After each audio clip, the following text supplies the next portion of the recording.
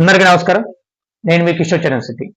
దర్శి నియోజకవర్గంలో వైఎస్ఆర్ కాంగ్రెస్ పార్టీ అభ్యర్థిగా బూచేపల్లి శివప్రసాద్ రెడ్డి గారు నామినేషన్ మొదలైన మొదటి రోజే 18వ తారీఖునే ఆయన నామినేషన్ దాఖలు చేయడం జరిగింది భారీగా. అలాగే తెలుగుదేశం పార్టీ అభ్యర్థి అయినటువంటి గొట్టిపాటి లక్ష్మి గారు 19వ తారీఖున శుక్రవారం రోజు గొట్టిపాటి లక్ష్మి గారి తరపున దర్శి మాజీ ఎమ్మెల్యే అయినటువంటి నారపశెట్టి పాపారావు గారు నామినేషన్ దాఖలు చేయడం జరిగింది.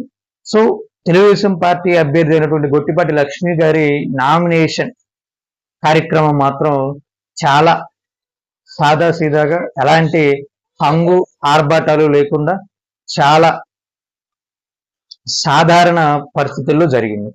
సో ఇది ఎందుకు జరిగింది, మరి మళ్ళీ రేపు 22వ తారీఖున ఇంకొక నామినేషన్ ప్రోగ్రాం ఎందుకు అనే విషయాలు చర్చించుకోబోయే ముందు మీరు ఇంకా మన ఛానల్ని సబ్స్క్రైబ్ చేయకపోతే సబ్స్క్రైబ్ చేయండి, వీడియోని లైక్ చేయండి, షేర్ చేయండి, మీ అభిప్రాయాన్ని కామెంట్ రూపంలో తెలియజేయండి.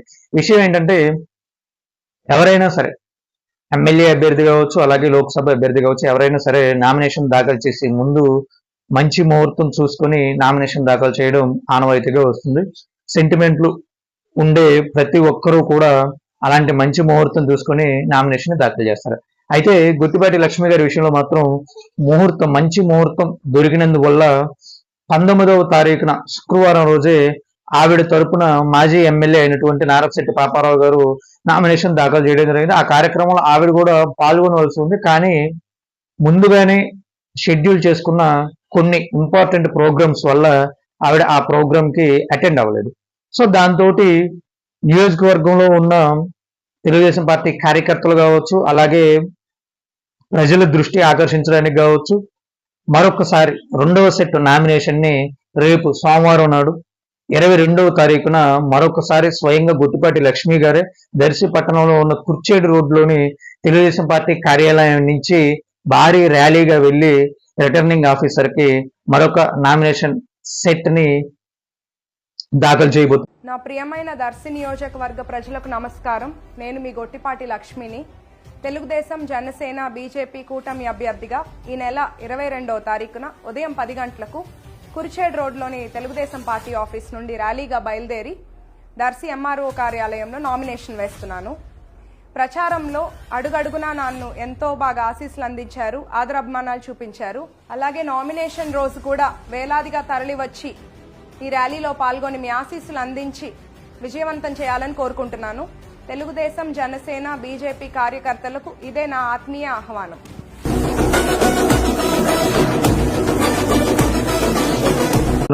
సో ఈ కార్యక్రమం కోసం, ఈ కార్యక్రమాన్ని సక్సెస్ చేయడం కోసం ఆల్రెడీ నియోజకవర్గ వ్యాప్తంగా ఉన్న తెలుగుదేశం పార్టీ కార్యకర్తలు కావచ్చు, గ్రామ స్థాయి, మండల స్థాయి నాయకులు కావచ్చు, జనసేన పార్టీ కార్యకర్తలు, జనసేన పార్టీ నాయకులు అందరూ కూడా ఆల్రెడీ గ్రౌండ్ వర్క్ ప్రిపేర్ చేస్తున్నారు. ఖచ్చితంగా భారీ ఎత్తున కార్యకర్తలు అందరూ పాల్గొంటారు. సుమారు ఒక 50,000 మంది వరకు ఈ ప్రోగ్రామ్ లో పాల్గొంటారు అనేది అంచనా. మరి చూడాలి ఎంత భారీగా జరగబోతుంది ఈ కార్యక్రమం అనేది.